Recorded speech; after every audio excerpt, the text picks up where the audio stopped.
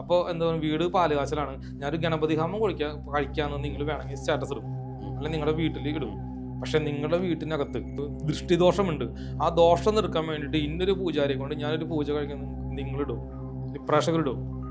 90% പേരിടില്ല. നല്ല സാധനം മേടിച്ചു കൊടുക്കണം. ഇങ്ങനെ ഒരു പ്രശ്നം വന്നാൽ നമ്മൾ അത് ചെയ്യണം. ഞാൻ ഈ കോട്ടിട്ടെന്ന് മാത്രമല്ലോ, ബട്ട് എന്റെ ഡ്രസ്സുകളും സാധനങ്ങളും എല്ലാം പഴയതാ.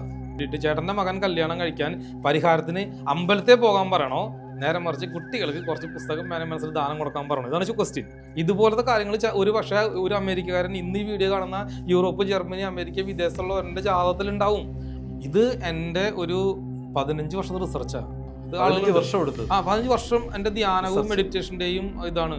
എന്നെ തകർക്കാൻ എന്ത് ചെയ്താൽ മതി? എന്നെ കൊന്നു കളഞ്ഞാൽ മതി. അല്ലെങ്കിൽ ഒരുപാട് കമന്റ്സുകൾ വന്നിട്ട് എനിക്കെതിരെ എഴുതിയാലും, ഈ വീഡിയോ കാണുന്നവർ ഇപ്പം ഫ്രോഡാണല്ലോ, തട്ടിപ്പുകാരനാണല്ലോ കമന്റ് ചെയ്താലും എന്നെ വേണമെങ്കിൽ ഈ ചാനലിനെ, ഈ വീഡിയോനെ തകർക്കാം. പക്ഷെ ഈ ബുക്ക് റിലീസായി കഴിഞ്ഞാൽ എന്റെ തത്വത്തെ കൊല്ലാൻ പറ്റില്ല. അതിലിപ്പോൾ 5-6 പേര് ഫോൾഡ് ജാതകം നോക്കി 50,000 രൂപ ഒരു മാസം 50,000 60,000 സമ്പാദിക്കുന്നുണ്ട്. പ്രൂഫ് വേണം, ഞാൻ കാണിക്കും. നമസ്കാരം. വളരെ ഗംഭീരമായ എപ്പിസോഡുകളാണ് നമ്മളിങ്ങനെ തർക്കവും അടിയുമായിട്ട് മുന്നോട്ട് പോയത്.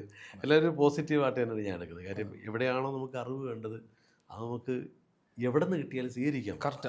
പക്ഷെ ജനം അത് തയ്യാറില്ല. ജനം അല്ലെങ്കിൽ എന്നെ പോലുള്ള തീവ്രവാദിയാക്കാനും അതുപോലെ തന്നെ സംഭവിക്കാൻ പോകുന്ന കാര്യമാണ്. ഒരു അറിവുള്ള ഒരാളാണ് പറയുന്നത്, ഞാനല്ല കേട്ടോ. അങ്ങനെ ആൾ പറയുമ്പോൾ ഇതിന് എന്തോ സീക്രട്ട് ഉണ്ട്, അതിനനുസരിച്ച് പോകാൻ ജനം തയ്യാറാവുന്നില്ല.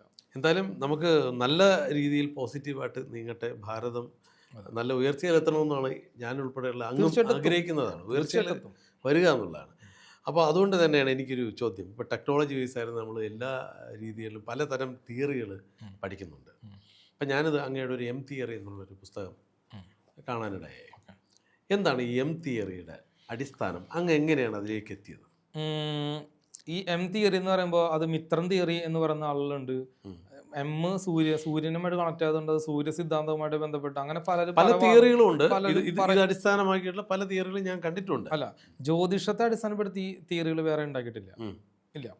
ഞാൻ എന്റെ തിയറി എന്ന് പറഞ്ഞാൽ ജ്യോതിഷവുമായി ബന്ധപ്പെട്ടതല്ല. ഞാൻ തിയറി എന്ന് പറയുന്ന എന്റെ തിയറി ഉപയോഗിച്ച് ഞാൻ ജ്യോതിഷത്തെ ഡീകോഡ് ചെയ്ത സമയത്ത് എന്റെ തിയറി വെച്ചിട്ട് ജ്യോതിഷത്തെ നോക്കി. ഞാൻ നേരത്തെ പറഞ്ഞില്ലേ, സ്പിരിച്വൽ വേൾഡും ഉണ്ട്, സയന്റിഫിക് വേൾഡും ഉണ്ട്. സയന്റിഫിക് വേൾഡും സ്പിരിച്വലിലുള്ള ഗ്രഹങ്ങളും തമ്മിൽ മാച്ച് അല്ല. അത് വേറെ, ഇത് വേറെ. സ്പിരിച്വൽ വേൾഡ് രണ്ടും എന്താണെന്നൊക്കെ ഞാൻ പറയും. അപ്പോൾ അങ്ങനെ അതിനെ കണ്ടുപിടിച്ചിട്ട് അങ്ങനെ കണ്ടുപിടിച്ച് ചോദിക്കുന്ന ചോദ്യങ്ങൾക്കെല്ലാം പ്രപഞ്ചം ആൻസർ തരിക.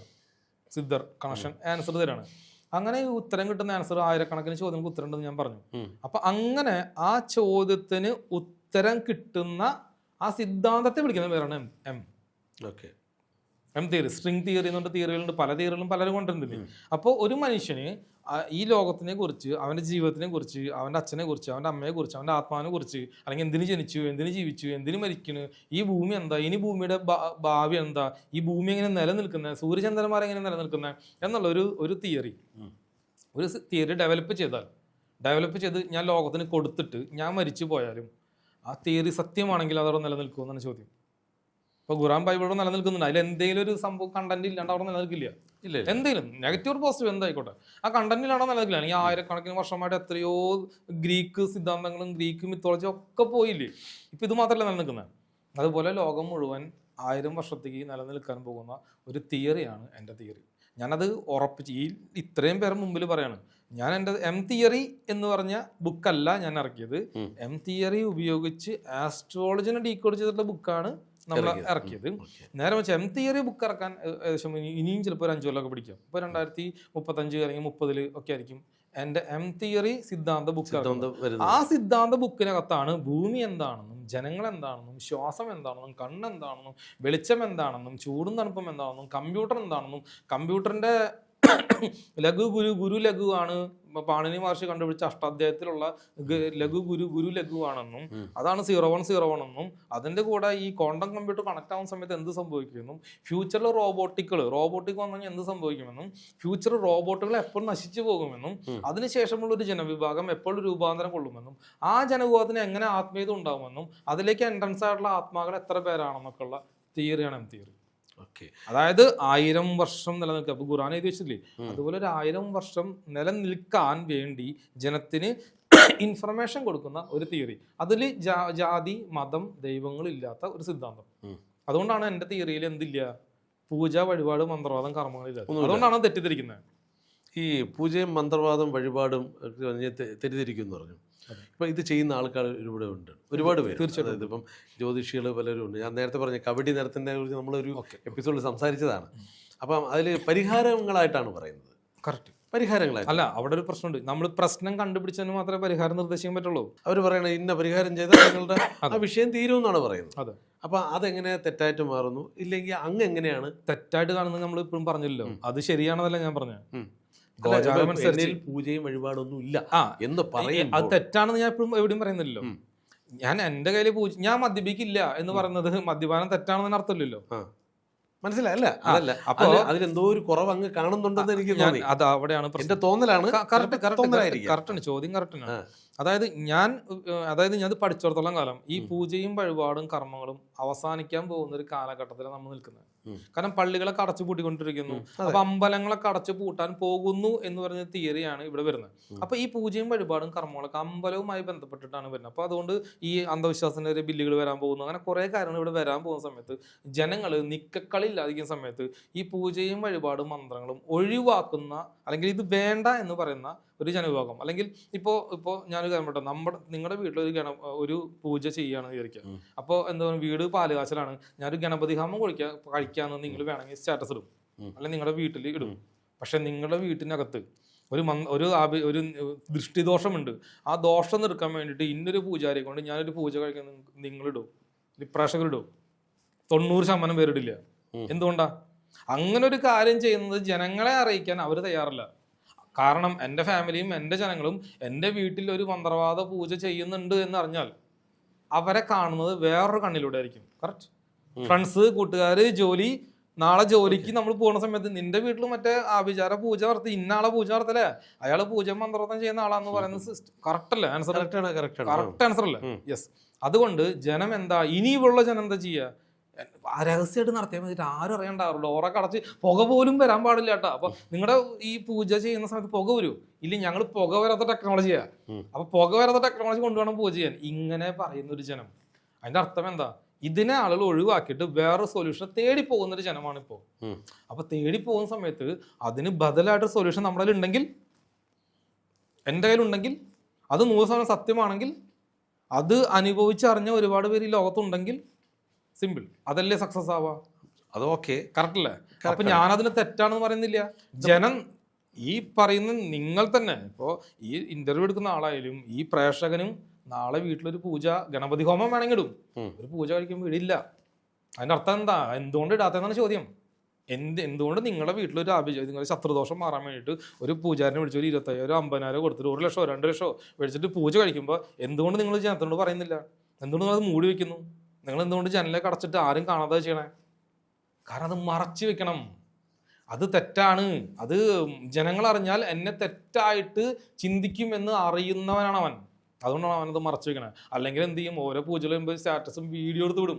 കണ്ടാ എൻ്റെ വീട്ടിൽ പൂജ നടക്കുക, ആഭിചാരത്തിന് എന്ന് ഇടും. ഇന്ന് ലൈവും കാര്യങ്ങളും ഇൻസ്റ്റാഗ്രാമും ഉണ്ട്. ഒരു സ്ഥലത്തിലും ഇവർ വിടില്ല. രഹസ്യമാക്കി വെക്കാൻ ഉദ്ദേശിക്കും. എന്തുകൊണ്ടാണ് അത് രഹസ്യമാക്കി വെക്കണേ എന്നാണ് ചോദ്യം.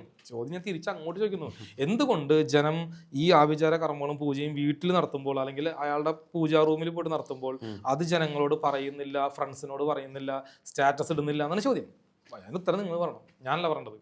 അതിനകത്ത് അങ്ങനെ ഒരു സാധനം ഇപ്പൊ അങ്ങ് പറഞ്ഞു. ഇപ്പൊ സാത്വിക പൂജകളുണ്ട്, സാത്വിക പൂജ. അതുകൊണ്ടാണല്ലോ ഞാൻ പറഞ്ഞത് ഗണപതി ഹോമം കഴിക്കുന്നത് നിങ്ങളിടും. പക്ഷെ നിങ്ങൾക്ക് ശത്രുദോഷം തീരാൻ വേണ്ടി നിങ്ങൾ പൂജ കഴിക്കുമ്പോൾ നിങ്ങൾ അത് ഇടില്ല എന്ന് പറഞ്ഞാൽ എന്തുകൊണ്ട് അത് ചെയ്യുന്നില്ല എന്നാണ് ചോദ്യം. ഇടുമ്പോൾ എല്ലാം ഇടണ്ടേ? നിങ്ങൾ ഗണപതി ഹോമം കഴിക്കുമ്പോൾ നിങ്ങളൊരു സ്റ്റാറ്റസും വീഡിയോയും ഇടുന്നത് പോലെ ആഭിചാര കർമ്മങ്ങളും അതുപോലെ തന്നെ മന്ത്രവാദവും, അല്ലെങ്കിൽ നിങ്ങളുടെ പ്രശ്നങ്ങൾ ദൃഷ്ടിദോഷം മാറാനും വേണ്ടിയിട്ട്, അല്ലെങ്കിൽ വീട് കരകയറാനും പണം ഉണ്ടാക്കാനും വേണ്ടി നിങ്ങളൊരു പൂജ ചെയ്യുമ്പോൾ, അല്ലെങ്കിൽ നിങ്ങളുടെ രോഗമൊക്കെ മാറാൻ വേണ്ടി പൂജ ചെയ്യുമ്പോൾ അത് സ്റ്റാറ്റസ് ഇടണ്ടേ എന്നാണ് എൻ്റെ ചോദ്യം. എന്തുകൊണ്ട് അത് ചെയ്യുന്നില്ല? ഇവിടെയാണ് ലോകത്തിന്റെ പരാജയം, ജനങ്ങളുടെ പരാജയം. അതാ. സത്യമാണെങ്കിലും തെറ്റാണെങ്കിലും ഞാൻ ചെയ്യുന്നത് ഇടണ്ടേ? ചെയ്യുന്നില്ലല്ലോ, അവിടെയാണ് പ്രശ്നം. ഓക്കെ, അപ്പൊ അതിലേക്ക് ഞാൻ വരാം. അതില് ഈ ജനങ്ങളാണോ തെറ്റുകാര്, അല്ലെങ്കിൽ ഇത് ജനങ്ങളാണ് തെറ്റുകാർ? അത് ഈ പറയുന്ന അല്ലല്ല, പൂജയും അല്ലല്ല, പൂജയും വഴിപാടും ചെയ്യുന്ന പറഞ്ഞാൽ ഒരിക്കലും കുറ്റം പറയില്ല. അതിലൊക്കെ കുറെ സത്യമുണ്ട്. പൂജയിലൂടെ മാറ്റാം, ഹിപ്നോട്ടിസമായോ ശാസ്ത്രത്തിലൂടെ മാറ്റാം, ഡോക്ടറെ അടുത്ത് പോയിട്ട് മാറ്റാം. രോഗം വന്നാൽ പൂജയിലൂടെ രോഗം മാറ്റാം, ഡോക്ടറെ അടുത്ത് മാറ്റാം, ഒരു ജ്യോതിഷ അടുത്ത് പോയാലും മാറ്റാം, ഇവൻ ഞങ്ങളുടെ അടുത്ത് വന്നാലും മാറ്റാം. പക്ഷെ കണ്ടുപിടിക്കുന്നവൻ ആരാണോ അവന് മാത്രം അത് മാറ്റാൻ കഴിയുമെന്ന് അർത്ഥം. അതായത് നിങ്ങൾക്ക് ഇന്ന അസുഖം ഉണ്ടെന്ന് ഇപ്പൊ നിങ്ങളുടെ ജാതകം നോക്കിയാൽ നിങ്ങൾക്ക് ഇന്ന അസുഖമാണ് വരാമെന്ന് 100% എനിക്ക് പറയാൻ പറ്റും. ആ അസുഖം വരാൻ പോകുന്നുണ്ട് എന്ന് കണ്ടുപിടിക്കുന്നവൻ ആരാണോ, അല്ലാണ്ട് നിങ്ങൾ പറഞ്ഞിട്ട് ഞാൻ അറിയുന്നതല്ല ശരി. ഇപ്പൊ നിങ്ങൾ പറയാണ് എനിക്ക് ക്യാൻസർ ഉണ്ട്, അല്ലെങ്കിൽ എനിക്ക് വയറിൽ ഇന്ന സ്ഥലത്ത് അസുഖമുണ്ട്, അപ്പൊ ഞാൻ പറഞ്ഞാൽ ഞാൻ ഒരു പൂജ ചെയ്യാം. അങ്ങനെയല്ല, നമ്മൾ വന്നിട്ട് ഞാൻ പറയാണ് നിങ്ങൾക്ക് ഇന്ന അസുഖമുണ്ട്, ഇന്നതാണ് നിങ്ങളുടെ പ്രോബ്ലം എന്ന് നമ്മൾ കണ്ടുപിടിക്കുമ്പോഴാണ് അത് മാറ്റാനുള്ള കഴിവും അയാൾക്കേ ദൈവം കൊടുത്തിട്ടുള്ളൂ എന്നർത്ഥം. ശരി. ഈ ചില വഴിപാടുകളുടെ പേരിൽ ക്ഷേത്രങ്ങളുടെ ക്ഷേത്ര ദർശനം പറയുന്നുണ്ട്. നമ്മൾ ക്ഷേത്രത്തിലേക്ക് പോകുന്നു, നമ്മൾ അവിടെ വഴിപാട് കഴിക്കുന്നു, ആരും കാണുന്നില്ലല്ലോ, ആരും അറിയുന്നില്ലല്ലോ. നിങ്ങൾ വഴിപാട് കഴിക്കുന്ന പബ്ലിക്കായിട്ട് ഇടുമോ? ഇല്ല, ഞാൻ പൊതുവേ ഞാൻ ചെയ്യാറില്ല. അല്ല, എന്തുകൊണ്ട് ഇട്ടൂടാ? അമ്പലത്തിൽ പോണത് ഇടൂലോ, ദൈവത്തിന്റെ അടുത്തുള്ള സെൽഫി ഇടൂലോ. അപ്പൊ പൂജ കഴിക്കുന്നത് പൂജ, ഞാൻ ഇന്ന പൂജ കഴിച്ചത് വേണ്ട, എന്റെ നോട്ടീസ് ഇന്ന പൂജയാണ് കഴിച്ചത്, എന്തുകൊണ്ടാണ് ഇടാത്ത? രസീത് എന്താ ഇടാത്ത? അല്ല, ഇത് ശരിക്കും അവിടുത്തെ ദേവന് വേണ്ടിയിട്ടാണോ എനിക്ക് വേണ്ടിയിട്ടാണോ? അതാണ് എന്റെ ചോദ്യത്തിലേക്ക് ഞാൻ വന്നത്. നമുക്ക് വേണ്ടിയിട്ട് തന്നെയാണ്, അതെല്ലാം കറക്റ്റ് തന്നെയാണ്. ഞാൻ പറഞ്ഞ വഴിപാടെല്ലാം നമുക്ക് വേണ്ടി തന്നെയാണ്, കറക്റ്റാണ്. നമുക്കത് വർക്ക് ചെയ്യുന്നുണ്ട്. അതായത് 24 മണിക്കൂറിനുള്ളിൽ എനർജി നമ്മുടെ ബോഡിക്ക് വരുന്നുണ്ട്. ഇപ്പം അമ്പലങ്ങളിൽ ഇപ്പോൾ ശ്രീരാമ ക്ഷേത്രത്തിൽ വെടി വഴിപാട് നടത്തും അല്ലെ, ആ വെടി വഴിപാട് നടത്തുന്നൊക്കെ കറക്റ്റ് തന്നെയാണ്. പക്ഷെ എന്റെ പ്രശ്നം അതല്ല. എന്റെ പ്രശ്നം ജനം അതിനെ പബ്ലിക്കിലേക്ക് കൊണ്ടുവരുന്നില്ലല്ലോ, ജനം ഹൈഡ് ചെയ്യുകയല്ലേ. അപ്പൊ ഹൈഡ് ചെയ്യുന്ന ജനം ഇനി ഉണ്ടാവുകയല്ലേ എന്നാണ് ചോദ്യം. അപ്പൊ ഹൈഡ് ചെയ്യുമ്പോൾ നമ്മൾ എന്ത് ചെയ്യണം? എന്റെ തിയറി എന്ന് പറഞ്ഞാൽ അങ്ങനെയല്ല, ഹൈഡ് ചെയ്യാത്ത തിയറിയാണ് എന്റെ തിയറി. എനിക്കിപ്പോ ഒരു ശത്രുദോഷമുണ്ട്, ഞാൻ അങ്ങോട്ട് പറയണേ എനിക്ക് ശത്രുദോഷമുണ്ട്, ഞാൻ എന്താണ് ചെയ്യേണ്ടത്? ശത്രു എന്ന് പറഞ്ഞാൽ കാണുന്ന ശത്രുണ്ട്, കാണാത്ത ശത്രുണ്ട്. കാണാത്ത ശത്രു ആണെങ്കിൽ അത് രാഹുവിന് പൂജ കഴിച്ചാൽ മതി. പൂജ, അപ്പൊ രാഹുവിന്, അപ്പൊ ഞാനൊരു മന്ത്രവാദിയാണ്, പൂജ ചെയ്യുന്ന ഒരാളാണ്. മന്ത്രവാദി എന്നുള്ള വാക്ക് തെറ്റിദ്ധരിക്കപ്പെടരുത്. അപ്പൊ ഞാൻ പൂജ കഴിക്കുന്ന ആളാണ്. ഞാൻ പറയും നിങ്ങൾക്ക് രാഹു ആരോ ഒരു കൈവശം തന്നിട്ടുണ്ട്, രാഹുവിന്റെ കൈവശം തന്നിട്ടുണ്ട് എന്ന് പറഞ്ഞിട്ട് ഞാൻ എന്ത് ചെയ്യും? രാഹു കേതുവിനാണ് കേതു. രോഗങ്ങളാണെങ്കിൽ നിങ്ങൾക്ക് രോഗങ്ങളാണ് വന്നെങ്കിൽ കേതുവിന് പൂജ ചെയ്യും, അല്ലെങ്കിൽ നിങ്ങൾക്ക് രാഹുവിനൊരു കല്ലൊക്കെ ഇട്ട് പൂജ ചെയ്യും. കറക്റ്റ്. എന്റെ തിയറിയിൽ ഞാൻ പറഞ്ഞത് രാഹു ആണ് നിങ്ങളുടെ സംഭവം. അപ്പോൾ രണ്ടുപേരുണ്ട്, ഒരു മന്ത്രവാദി ഉണ്ട്, തിയറി പഠിച്ചതാണ്. തിയറി പഠിച്ച എന്റെ സ്റ്റുഡന്റ് ഒരിക്കലും നിങ്ങളൊരു പൂജ കഴിക്കാൻ പറയില്ല. നിങ്ങളോട് പറയാ നിങ്ങൾക്ക് എവിടെയാണോ തകരാറ്, വയറ്റിലാണോ തകരാറ് ഉള്ളതെങ്കിൽ, വയറിലാണ് കെമിക്കൽ, അത് കിഡ്നി ലിവർ ഫെയിലിയർ ആണെങ്കിൽ ഞാൻ പറയാ നിങ്ങൾ പെൺകുട്ടികൾക്ക് നമ്മുടെ ചാന്ത്, പൊട്ട്, ലിപ്സ്റ്റിക്ക്, കണ്ണെഴുതുന്ന സാധനം, കെമിക്കൽ പ്രൊഡക്റ്റുകൾ, ലിപ്സ്റ്റിക്ക്, ചാന്ത്, പൊട്ട്, കൺമഷി സാധനങ്ങൾ നിങ്ങൾ ദാനം കൊടുക്കാൻ പറയും. ഇത് കൊടുക്കുമ്പോൾ അവർക്ക് എന്തെങ്കിലും അസുഖം വരില്ലേ? ഇതെല്ലാം കെമിക്കലല്ലേ? അതായത് ലിപ്സ്റ്റിക്കും ചാന്തും പൊട്ടും കൺമഷി അസുഖമൊന്നുമില്ല. അതായത് നല്ല സാധനം മേടിച്ചു കൊടുക്കണം അർത്ഥം. നല്ല സാധനം, അതായത് നാച്ചുറൽ. പണ്ട് കാലത്തെ കൺമഷി, 1000 കൊല്ലം മുമ്പും കൺമഷി എഴുതുന്ന ഫോട്ടോ അമ്പലത്തിലുണ്ട്. അപ്പൊ അന്ന് കൺമഷി ഉണ്ടായിരുന്നു, കന്മതം പോലുള്ള. അപ്പൊ നല്ല സാധനം മേടിച്ചു കൊടുക്കണം, അത്രേ ഉള്ളൂ. അപ്പൊ അത് അല്ല, നമുക്ക് ഇങ്ങനെ ഒരു പ്രശ്നം വന്നാൽ നമ്മൾ അത് ചെയ്യണം. യെസ്, പരിഹാരം എന്റെ അതാണ്. കുട്ടികൾക്ക് ബുധന്റെ കർമ്മ നെഗറ്റീവ് ആണെങ്കിൽ പുസ്തകം, പേന, പെൻസിൽ നിങ്ങൾ പഠിച്ച സ്കൂളിൽ, എനിക്കല്ലാട്ടാ, എന്റെ അക്കൗണ്ടിൽ നമ്മൾ പഠിച്ച സ്കൂളിൽ നിങ്ങളുടെ നാട്ടിലാണ് ചെയ്യേണ്ടത്. പക്ഷെ അറിവും പരിചയവും ഉണ്ടാകാൻ പാടില്ല. അതായത് നിങ്ങളുടെ ബന്ധുക്കളാവരുത്. അതായത് നിങ്ങളുടെ ബന്ധുക്കളാവരുത്. ഗീവ് ആൻഡ് ടേക്ക് പോളിസിയോ കൊടുത്തു കഴിഞ്ഞാൽ നാളെ കിട്ടൂലോ, അങ്ങനെയല്ല. അറിവും പരിചയവും ഇല്ലാത്ത ആളുകൾക്ക് മേടിച്ചു കൊടുക്കുക. കടയിലൊരു വയസ്സാൾ നിൽക്കണ്, ഭക്ഷണം മേടിച്ചു കൊടുക്കുക. അപ്പൊ ചന്ദ്രൻ നെഗറ്റീവുള്ള ഫാമിലീസ് ആണെങ്കിൽ ഞാൻ പറയും അന്നം ദാനം ചെയ്യുക. നിങ്ങൾ കൈകൊണ്ട് ഉണ്ടാക്കിയ ഭക്ഷണമാണെങ്കിൽ അത്രയും നല്ലത്. ഇതെല്ലാം പ്രകൃതിയിൽ RSS മറ്റുള്ളവരും ചെയ്തുകൊണ്ടിരിക്കുന്നുണ്ട്. സ്കൂളുകളിലേക്കും അതുപോലെ തന്നെ ആശുപത്രിയിലേക്കും ഭക്ഷണം ഉണ്ടാക്കി കൊടുക്കുന്നുണ്ട്. കർമ്മ അവർ ഓട്ടോമാറ്റിക്കലി ചെയ്തുകൊണ്ടിരിക്കുന്നുണ്ട്. അത് കുറച്ചുകൂടി പെർഫെക്റ്റ് ആയിട്ട് ചെയ്യുക എന്നാണ് എന്റെ തിയറി. അങ്ങനെ ഒരു ദാനധർമ്മത്തിലൂടെ അതായത് അത് ഞാൻ എവിടുന്ന് പഠിച്ചെന്നുണ്ടെങ്കിൽ, നമ്മുടെ മഹാബലി ചക്രവർത്തിക്ക് ലോകം ഭരിക്കുന്ന ഒരു രാജാവ് ആവണമെന്നൊരു ആഗ്രഹമായിരുന്നു. അപ്പോൾ ആ ചക്രവർത്തി ചോദിക്കുന്നുണ്ടായി ഗുരുവിനോട്. ഗുരു ആരാ? ശുക്രാചാര്യ ചോദിക്കണം, അല്ല ആചാര്യ, എനിക്ക് ലോകം ഭരിക്കുന്ന ഒരാളാവാൻ എന്ത് ചെയ്യണം? ആള് പറഞ്ഞു, നീ ദാനധർമ്മങ്ങൾ മാത്രം ചെയ്താൽ മതി. കിട്ടുന്ന വരുമാനത്തിന്റെ ഒരു വിഹിതം എടുത്ത് ദാനധർമ്മങ്ങൾ മാത്രം ചെയ്യുക, അത് ജനങ്ങളെ അറിയിക്കുക. നീ രാജാവായി മാറുന്നു പറഞ്ഞു. അങ്ങനെയാണ് മഹാബലി ചക്രവർത്തി രാജാവായി മാറിയത്. ദാനധർമ്മം. അപ്പോൾ ഞാൻ പറയുന്ന എൻ്റെ തിയറി എന്താണ്, നിങ്ങൾ ദാനധർമ്മങ്ങൾ ചെയ്യുക. എങ്ങനെ? നിങ്ങളുടെ വരുമാനത്തിന്റെ ഒരു വിഹിതം, അതായത് നിങ്ങൾക്ക് 100 രൂപ കിട്ടുന്നുണ്ടെങ്കിൽ നിങ്ങൾ 2 രൂപ, നിങ്ങൾക്ക് 1 ലക്ഷം രൂപ ശമ്പളം ഉണ്ടെങ്കിൽ നിങ്ങളൊരു 5000 രൂപയോ 2000 രൂപയോ ദാനധർമ്മം. അനാഥാലയത്തിന് ചെയ്യരുത്. കാരണം അനാഥാലയത്തിന് ചെയ്യുമ്പോൾ അനാഥാലയത്തിൽ പൈസ മേടിച്ച് വയ്ക്കും. ഒരു മാസം മുമ്പ് പൈസ വന്നവൻ്റെ പൈസ എടുത്തിട്ട് ഇന്ന് കൊടുക്കുക. അങ്ങനെയല്ല, നിങ്ങളായിട്ട് ചെയ്യണം. നിങ്ങളായിട്ട് ചെയ്ത് നിങ്ങളുടെ നാട്ടിലുള്ള കുട്ടികളെ നിങ്ങളായിട്ട് കണ്ടുപിടിച്ച് ചെയ്യണം. ഉദാഹരണം ഇപ്പോൾ എനിക്കിപ്പോൾ എൻ്റെ സ്റ്റുഡൻസ് കുറച്ച് സ്റ്റുഡൻസ് വന്നു, പഠിച്ചു. അപ്പോൾ അതിലൊരു എനിക്ക് സംഖ്യ വന്നു, ലാഭം വന്നു. ആ ലാഭം കിട്ടിയൊരു 4-5 ലക്ഷം രൂപ 4 ലക്ഷം രൂപ ഞാൻ എന്താ ചെയ്തതെന്നുണ്ടെങ്കിൽ എൻ്റെ നാട്ടിലെ കുട്ടികൾക്ക് പാർക്കാണ് കെട്ടിക്കൊടുത്തത്. അല്ലാണ്ട് ഞാൻ BMW കാർ മേടിക്കുകയോ 2 നില വീട് ചെയ്യുകയോ സ്വർണ്ണമോതിരം മേടിച്ചിടുകയോ, ഇത് എൻ്റെ മാരേജിന്റെ ഇതാണ്, ഗോൾഡ് മോതിരം മേടിച്ചിരിക്കുകയോ കഴുത്തിൽ സ്വർണ്ണമാല ഇടുകയോ പിന്നെ കമ്മൽ ഇത് എനിക്ക് ഗിഫ്റ്റ് തന്നതാ, എൻ്റെ വൈഫിന് ഗിഫ്റ്റ് തന്നതാ. അത് ഇട്ടുകൊണ്ടാണ് ഞാൻ ജീവിക്കണേ. ഞാൻ ഈ കോട്ട് ഇട്ടു എന്ന് മാത്രമേ ഉള്ളൂ. ബട്ട് എൻ്റെ ഡ്രസ്സുകളും സാധനങ്ങളും എല്ലാം പഴയതാ. ഞാൻ പുതിയ ഡ്രസ്സ് പോലും അങ്ങനെ അധികം മേടിച്ച് കാശ് ചിലവാക്കുന്നില്ല. പക്ഷെ മേടിക്കുമ്പോൾ ക്വാളിറ്റി സാധനം മേടിക്കുന്നത് മാത്രമേ ഉള്ളൂ. പിന്നെ ഫോം മേടിക്കുമ്പോൾ നല്ലത് മേടിക്കും. അങ്ങനെ 5 കൊല്ലത്തേക്ക് ഉപയോഗിക്കാൻ വേണ്ടിയിട്ട്.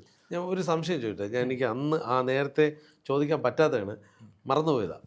അതായത് ഈ ക്ഷേത്രങ്ങളിൽ നമ്മൾ പൂജയും വഴിപാടും ചെയ്യുമ്പോൾ ആ ക്ഷേത്രത്തിന് വളർച്ചയ്ക്ക് വേണ്ടിയിട്ടുള്ള ഒരു ധനസമാഹരണം കൂടെയാണ് അവിടെ നടക്കുന്നത്. അതൊരു പോയിന്റാണ്. അപ്പം നമുക്കത് കാണാതിരിക്കാൻ പറ്റുമോ എന്നാണ് എൻ്റെ ഒരു സംശയം. ഞാൻ അപ്പോഴും അതിന് ചെയ്യണ്ടെന്ന് ഞാൻ അപ്പോഴും പറഞ്ഞിട്ടില്ലല്ലോ. ചെയ്യണം. എന്റെ ചോദ്യം അതല്ലല്ലോ. എന്റെ ക്വസ്റ്റ്യൻ അതല്ല. നിങ്ങൾ ക്ഷേത്രം വളരാൻ വേണ്ടിട്ട് 10,001 രൂപയുടെ ഒരു പൂജയ്ക്ക് കൊടുക്കുന്നു. ഇല്ലല്ലോ, ചെയ്യില്ലല്ലോ. അപ്പോഴും അത് ചെയ്യുന്നില്ലല്ലോ. ദൈവത്തിന് വേണ്ടി ചെയ്യുന്ന കാര്യം പോലും നിങ്ങൾ ഫോട്ടോ എടുത്ത് സ്റ്റാറ്റസ് ആക്കുന്നില്ല. അതാണ് എന്റെ ചോദ്യം. അല്ലാണ്ട് അമ്പലത്തിൽ പോകുന്നു, പൂജ കൊടുക്കുന്നു, വഴി കൊടുക്കുന്നു അല്ല എന്റെ പ്രശ്നം. അപ്പൊ ഫ്യൂച്ചറിൽ ജനം എങ്ങനെ പോകും? ഇന്നത്തെ ജനം അത് ഹൈഡ് ചെയ്യുന്നുണ്ട്, ടെക്നോളജി ഉണ്ട്, ഫോൺ ഉണ്ട്, അല്ലാണ്ട്. പക്ഷെ ഇന്നത്തെ ജനം ഹൈഡ് ചെയ്യുന്നത് നാളത്തെ ജനം എങ്ങനെയായിരിക്കും? നമ്മുടെ മക്കൾ എങ്ങനെയായിരിക്കും? ഇതിനെ കുറിച്ച് ഒട്ടും ഉണ്ടില്ല. അപ്പൊ അവർക്ക് എന്റെ തീരല്ല ആപ്ലിക്കബിൾ ആവാ. അപ്പൊ നിങ്ങളുടെ മക്കൾക്ക്, ചേട്ടന്റെ മകന് വേണ്ടിയിട്ട്, ചേട്ടന്റെ മകൻ കല്യാണം കഴിക്കാൻ പരിഹാരത്തിന് അമ്പലത്തിൽ പോകാൻ പറയണോ, നേരെ മറിച്ച് കുട്ടികൾക്ക് കുറച്ച് പുസ്തകം മനസ്സിൽ ദാനം കൊടുക്കാൻ പറയണോ? ഇതാണ് ക്വസ്റ്റ്യൻ. ഏതാണ് അവൻ ചെയ്യാം? ലോജിക്കലി പറയുമ്പോൾ കുട്ടികളുടെ ഫ്യൂച്ചർ. അപ്പൊ എന്റെ തിയറി പഠിച്ച എന്റെ സ്റ്റുഡൻസിന് നാളെയാണ് ഫ്യൂച്ചർ, ഇന്നല്ല. ഞാൻ ചോദിക്കട്ടെ, അതിപ്പം നമുക്കിപ്പോൾ ഇങ്ങനെ ഒരു അസുഖബാധിതനായ ഒരാൾക്കാണെങ്കിൽ അയാൾക്ക് അതിൽ നിന്നൊക്കെ മുക്തി വേണം, എന്തായിരിക്കും അങ്ങ് ഒരു അസുഖം പറഞ്ഞോ? എന്തെങ്കിലും ഒരു ക്യാൻസറോ അല്ലെങ്കിൽ അതുപോലുള്ള മാരകമായ എന്തെങ്കിലും? ക്യാൻസറിനെ ഞാൻ ഈ പറഞ്ഞ കാര്യങ്ങൾ ചെയ്യാം. വയറിൻ്റെ ഉള്ളിൽ കിഡ്നി ലിവർ കംപ്ലൈന്റ് ഒക്കെ അടിച്ചു പോയ ഒരാളാണെങ്കിൽ സ്വാഭാവികമായിട്ട് ചില ആളുകൾക്ക് ചൊവ്വയുടെ ദോഷമാണെങ്കിൽ ഭൂമി ദാനം ചെയ്യാൻ പറയും. ഭൂമി ദാനം ചെയ്യാൻ പറഞ്ഞാൽ നമുക്കൊരു 10 സെന്റ് സ്ഥലം ഉണ്ട് അല്ലെങ്കിൽ 20 സെന്റ് സ്ഥലം ഉണ്ടെങ്കിൽ ഒരു 2 സെന്റ് ഒരാൾക്ക്. ഇപ്പൊ ചൊവ്വയുടെ പ്രശ്നം ശക്തമായിട്ടുണ്ട്, ബ്ലഡ് പ്രഷർ, ബ്ലഡിൽ പ്രശ്നം, ബ്ലഡിൽ ചില രോഗികളുണ്ടാവും ബ്ലഡ് പ്രശ്നം കാരണം ഡോക്ടർമാർ കൈയൊഴിയും. ഡോക്ടർമാർ കൈകൊണ്ട് ഇനിയും മരിക്കാനാണ് വേറെ വഴിയൊന്നുമില്ല ബ്ലഡിൽ. അവർക്ക് നമ്മൾ പറയുന്നൊരു ഓപ്ഷൻ, നിങ്ങളുടെ അതിൽ 20 സെന്റ് സ്ഥലം ഉണ്ടെങ്കിൽ അതിലൊരു 2 സെന്റ് സ്ഥലമോ 3 സെന്റ് സ്ഥലമോ ഒരാൾക്ക് ദാനം കൊടുക്കുക. പറ്റുമെങ്കിൽ ഒരു വീട് വെച്ച് കൊടുക്കുക, അല്ലെങ്കിൽ വീട്ടിൽ അല്ലെങ്കിൽ ദാനം കൊടുക്കുക. ഇപ്പൊ 2 സെന്റ് ഒരു ഇത്രയും വലിയ സാമ്പത്തികം ഇല്ലാത്ത ഒരാളാണ്, ഉള്ള ആളുകളാണെങ്കിൽ സാമ്പത്തികമുള്ള ആളുകൾക്ക് ഈ അസുഖം വരുള്ളൂ. സാമ്പത്തികം ഇല്ലാത്തവർക്ക് വരില്ല. അതങ്ങനെയാണ്. നമ്മുടെ സമ്പത്തും നമ്മുടെ പണവും ആണ് നമ്മുടെ രോഗത്തെ തീരുമാനിക്കുന്നത്. അമേരിക്കയിലുള്ള അമേരിക്കയിൽ ഇപ്പോൾ പോയിട്ട് കാശുണ്ടാക്കുന്നില്ലേ, അവരുടെ അച്ഛനമ്മയ്ക്കും ശ്രദ്ധിച്ചിട്ടുണ്ടാ, കൂടുതൽ അച്ഛനമ്മയ്ക്കും വലിയ മാറാരോഗങ്ങൾ വരും. എന്നിട്ട് അവർ സമ്പാദിക്കുന്ന ഒരു പങ്ക് ഒരു മാസം 1,50,000 അച്ഛനമ്മയ്ക്കും ചെലവായിക്കൊണ്ടേയിരിക്കും. ഇവര് വിദേശത്ത് പോയതുകൊണ്ടാണ് അച്ഛനമ്മയ്ക്ക് ഈ വലിയ രോഗം വന്നത്. ഇത് അങ്ങനെ അംഗീകരിക്കില്ല, പക്ഷെ സത്യമാണ്. ഇവർ അമേരിക്കയിലും ജർമ്മനിലും പോയിട്ട് പണിയെടുക്കുന്നതുകൊണ്ടാണ് അമ്മയ്ക്ക് ഇത്രയും മാരകമായ, അച്ഛനമ്മയ്ക്കും മാരകമായ രോഗം വന്നത്. ഇതാണ് എൻ്റെ തിയറി. ആ രോഗം വരാതിരിക്കാനാണ് അവരുടെ ജാതകത്തിൽ നിങ്ങൾ സമ്പാദിക്കുന്ന പണത്തിന്റെ ഒരു വിഹിതം നാടിന് ചെയ്യാനുണ്ട്, നാട്ടിലെ കുട്ടികൾക്ക് ചെയ്യാനുണ്ട്. അത് ചെയ്യുമ്പോൾ അച്ഛനമ്മയ്ക്ക് രോഗബോധം വരില്ല. ഇതാണ് എൻ്റെ തിയറി. ഇത് 100% കറക്റ്റാ. ഞാൻ പ്രൂവ് ചെയ്ത് കാണിക്കും. അത് ചെയ്യുമ്പോൾ അമ്മയുടെ അസുഖം മാറിയിട്ടുണ്ട്, മാറിയവർ എന്നെ സഹായിച്ചിട്ടുണ്ട്, മാറിയവർ പലരും വിളിച്ച് പറഞ്ഞിട്ടുണ്ട്. നിന്റെ തിയറി 100% കറക്റ്റാണ്. ഞാൻ ഇവിടെ എൻ്റെ കുട്ടികൾക്ക് നാട്ടിന് ചെയ്തപ്പോൾ എൻ്റെ അച്ഛനമ്മയുടെ അസുഖം മാറിയെന്നുള്ളത്. അപ്പൊ അവർ 50,000 ചെലവാക്കുന്ന പകരം 5,000 ചെലവാക്കിയാൽ മതി കുട്ടികൾക്ക്. ഇതാണ് എന്റെ തിയറി. തീർച്ചയായിട്ടും. ഇത് എത്ര തവണ ചെയ്യേണ്ടി വരും ഒരാൾക്ക്? ലൈഫ് ലോങ് എന്നാ പറയാ. Life long. ചില ആളുകൾക്ക് ഇപ്പൊ ഞാൻ ഉദാഹരണം പറയട്ടെ. നമ്മളൊരു അമ്പലത്തിൽ പോയി, അവിടെ ഒരു കൊടിമരം ഉണ്ട്. ഈ കൊടിമരത്തിന്റെ താഴെ ദിവാകരൻ മകൻ സുകുമാരൻ എഴുതി വെച്ചിട്ടുണ്ടാവും. എന്തിനാ എഴുതിക്കണേ? അയാളുടെ ഇതുപോലെ ആദ്യം പണിക്കര് പറഞ്ഞിട്ടുണ്ടാവും, എടാ നീ അമേരിക്കയിലല്ലേ, നീ ജർമ്മനിലല്ലേ, നിനക്ക് നിന്റെ ജാതകപ്രകാരം എന്നെക്കാളും ബുദ്ധിയുള്ള പണിക്കന്മാരൊക്കെ ഉണ്ട് കേട്ടോ, ഇല്ല എന്നല്ല പറഞ്ഞത്. അപ്പൊ അവരിത് കണ്ടുപിടിക്കും. എന്നിട്ട് പറയും നീ ഒരു കാര്യം ചെയ്യും, പള്ളിക്ക് ഒരു പൊന്നും കുരിശ് കൊടുക്ക് ക്രിസ്ത്യാനാണെങ്കിൽ, അല്ലെങ്കിൽ നീ ഒരു കാര്യം ചെയ്യും അമ്പലത്തിന് കൊടിമരം വെച്ച് കൊടുക്കുന്ന പറയും. അപ്പൊ അവൻ എന്ത് ചെയ്യും, അവന്റെ സംഖ്യ അവനൊരു 2-3 ലക്ഷം രൂപ ശമ്പളം ഉണ്ടാവും, അവനൊരു 5 ലക്ഷം രൂപ എടുത്തിട്ട് അമ്പലത്തിന് കൊടിമരം കെട്ടി കൊടുക്കും. ആ കൊടിമരം കെട്ടിക്കൊടുത്തിട്ട് അവന്റെ കർമ്മയെ തീർന്നു. പിന്നെ അവന്റെ മക്കളുടെ മക്കളൊക്കെ വിദേശ സെറ്റിലാവും, പണം ഉണ്ടാക്കും. ഇത് കണ്ണുകൊണ്ട് നമ്മൾ കാണുന്നതാണ്, നമ്മൾ കണ്ടിട്ടുള്ള കാര്യമാണ്. ഇതുപോലത്തെ കാര്യങ്ങൾ ഒരു പക്ഷേ ഒരു അമേരിക്കക്കാരൻ ഇന്ന് ഈ വീഡിയോ കാണുന്ന യൂറോപ്പ്, ജർമ്മനി, അമേരിക്ക, വിദേശത്തുള്ളവരുടെ ജാതകത്തിൽ ഉണ്ടാവും. അത് കണ്ടുപിടിച്ച് ഞാൻ കൊടുത്തിട്ട് അവനോട് അത് ചെയ്യാൻ പറഞ്ഞിട്ട് ചെയ്ത് രക്ഷപ്പെട്ട ആളുകളുണ്ട്. അതാണ് എന്റെ പ്രൂഫ്, തെളിവ്. തീർച്ചയായിട്ടും എന്തായാലും ഇത്തരം ഒരു തിയറി ലോജിക്കലി അത് കറക്റ്റ് ആണെന്ന് എനിക്കും തോന്നുന്നുണ്ട്. കാര്യം ഒരാളെ കൂടെ ഉള്ളവരെ സഹായിച്ചു തന്നെയാണ്. വെറുതെ സഹായിക്കാൻ പറ്റില്ല. അതിന്റെ ഏത് ഗ്രഹത്തിനാണോ നിങ്ങൾക്ക് നെഗറ്റീവ് ഉള്ളത് ആ ഗ്രഹത്തിന് വേണം ഹെൽപ്പ് ചെയ്യാൻ. ആ ഗ്രഹത്തിനെ സഹായിക്കുന്ന സമയത്ത് അത് നിങ്ങൾക്ക് പോസിറ്റീവ് ആവും. തീർച്ചയായും കുറച്ച് കഴിയുമ്പോൾ അത് നിങ്ങൾക്ക് പോസിറ്റീവ്. ഇതാണ് എന്റെ തിയറി. അല്ലാതെ ഇതിനകത്ത് യാതൊരു തട്ടിപ്പില്ല. എന്തായാലും ഈ ഇത്തരം തിയറി ആയിട്ട് മുന്നോട്ട് പോവുക. അത് മാത്രമല്ല പുസ്തകം ഒന്നും കണ്ടില്ലല്ലോ. ഇതാണ് നമ്മുടെ പുസ്തകം എം തിയറി എന്ന് പറഞ്ഞിട്ട്. ഇത് സിലബസ് ആണ്. ഇതാ ഒന്ന് ആമുഖം തൊട്ട് 1-ാം പേജ്. സിലബസ് ആണത്. അതായത് ഒരു സ്കൂളിൽ ഒരു 8ാം ക്ലാസ്സിലെ കുട്ടി ഫിസിക്സ് പുസ്തകം, കെമിസ്ട്രി പുസ്തകം പഠിക്കുന്നത് എങ്ങനെയാണ് അതുപോലെ പഠിക്കേണ്ട ഒരു പുസ്തകം, ബുക്ക്. കളറാണ്. ഈ ബുക്ക് വാങ്ങി വെക്കണം. ഇത് എന്തിനാണെന്നറിയോ? എത്ര വർഷം എടുത്ത് ഇത് എന്റെ ഒരു 15 വർഷത്തെ റിസർച്ചാ. പക്ഷെ ഇത് എഴുതി ഉണ്ടാക്കാൻ സിമ്പിൾ 3-6 മാസം കൊണ്ട് ഞാൻ എഴുതി ഉണ്ടാക്കി. 15 വർഷം എന്റെ ധ്യാനവും മെഡിറ്റേഷന്റെയും ഇതാണ് ഡീകോഡ് ചെയ്തത്. എന്റെ ആ തത്വചിന്തകളാണ്. രാശി എന്താണ്, രാ എന്താണ്, ശി എന്താണ്, അത് ഇതിലുണ്ട്. ലഗ്നം, ലഗ്നം എന്താ, എല്ലാം ഉണ്ട്. ചന്ദ്രൻ, സൂര്യ എല്ലാം ഇതിനകത്ത്. ഓൺലൈനാണ് ക്ലാസ്. ഓൺലൈൻ ക്ലാസ് 800ഓളം സ്റ്റുഡൻസ് ഉണ്ട്. അവർക്ക് ഈ പുസ്തകം കൊടുക്കൂ? അവർക്ക് വേണമെങ്കിൽ പുസ്തകം കൊടുക്കും. ആ സ്റ്റുഡൻസിന് വേണമെങ്കിൽ അവർ പറയണമെങ്കിൽ ഇതിന്റെ ചാർജ് കൂടി ഈടാക്കിയിട്ട് കൊടുക്കും. അപ്പൊ ഇത് വെച്ചിട്ട് പഠിക്കാം. ഇതാണ് പഠിപ്പിക്കുന്നതും നമ്മള്. പക്ഷെ ഇത് പഠിപ്പിച്ച് കൊടുക്കാൻ ഒരു ടീച്ചറുണ്ട്.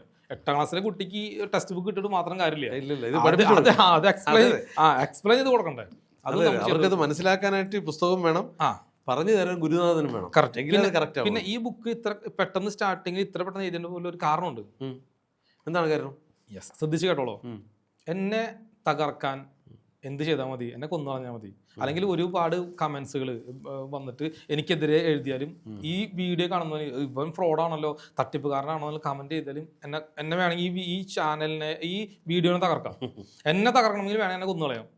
പക്ഷെ ഈ ബുക്ക് റിലീസായി കഴിഞ്ഞാൽ എൻ്റെ തത്വത്തെ കൊല്ലാൻ പറ്റില്ല. ആശയങ്ങൾ ഒരിക്കലും ഈ ബുക്ക് റിലീസായി കഴിഞ്ഞാൽ എന്നെ തകർക്കാൻ ശ്രമിക്കുന്ന ഏത് ശക്തിക്കും ഇവിടെ നിലനിൽപ്പില്ല. ഈ ബുക്കാണ് അതിൻ്റെ സത്യം. ഈ ബുക്ക് വായിച്ചു കഴിഞ്ഞാൽ, പഠിച്ചു കഴിഞ്ഞാൽ, അല്ലെങ്കിൽ വായിച്ചു കഴിഞ്ഞാൽ, ഈ ബുക്ക് വായിക്കുന്നതിന് ആരാണോ അവന് ഈ ഭൂമിയിൽ ആരും ഇതുപോലൊരു ഇൻഫർമേഷൻ കൊടുക്കില്ല. ഏത് ആസ്ട്രോളജറും.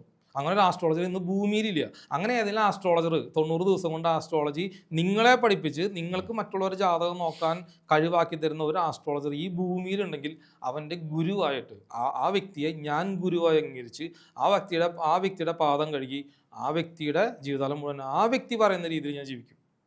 ആ വ്യക്തിയുടെ ശിഷ്യനാവും. തീർച്ചയായിട്ടും എല്ലാ കാര്യങ്ങളും അങ്ങനെ ഒരാള് ഈ ഭൂമിയിലുണ്ടെങ്കിൽ ഇല്ല.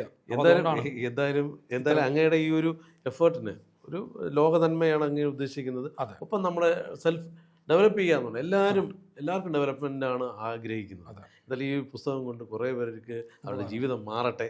ഒരുപാട് ശിക്ഷയാണെങ്കിൽ ഇനിയുണ്ട്. ഇപ്പോൾ എത്ര പേരുണ്ട് പഠിക്കാൻ? 800 സ്റ്റുഡൻസ് കഴിഞ്ഞു. 4th ബാച്ച് അടക്കം കഴിഞ്ഞു. ഇനി 5th ബാച്ച് ഇപ്പോൾ ആരംഭിക്കാൻ പോണ്. അപ്പോൾ 4th ബാച്ച് കഴിഞ്ഞു. ആ ബാച്ചിൻ്റെ ഒക്കെ റിവ്യൂകൾ നമ്മൾ ചാനലിലൊക്കെ ഇടുന്നുണ്ട്. നമ്മൾ ഇനി ഫ്യൂച്ചറിൽ അതെല്ലാം വരുന്നുണ്ട്. അത് മാത്രമല്ല പിന്നെ നമ്മൾ അതിൽ 50 സ്റ്റുഡൻസിനെ പക്ക, അതായത് ചില ആൾക്ക് ഇത് പഠിച്ചെടുക്കാൻ ടൈം എടുക്കും. 1 കൊല്ലം പഠിക്കാം, 6 മാസം പഠിക്കാം. പക്ഷെ 3 മാസം കൊണ്ട് പഠിച്ചെടുത്ത ഒരു 50ഓളം സ്റ്റുഡൻസിനെ എനിക്ക് കിട്ടി. 850 പേരെ കിട്ടി. അതിൽ 10 പേരെ ഞാൻ തിരഞ്ഞെടുത്തു എൻ്റെ ടോപ്പ് സ്റ്റുഡൻ്റ് ആയിട്ട്. അതിലിപ്പോൾ 5-6 പേര് ഇപ്പോൾ ഓൾറെഡി ജാതകം നോക്കി 50,000 രൂപ ഒരു മാസം 50,000-60,000 സമ്പാദിക്കുന്നുണ്ട്. പ്രൂഫ് വേണം ഞാൻ കാണിക്കാം. അതായത് 6 മാസം കൊണ്ട് ഞാൻ സ്റ്റുഡൻസിനെ ഉണ്ടാക്കി അവർ പണം ഉണ്ടാക്കി തുടങ്ങിയെന്നർത്ഥം.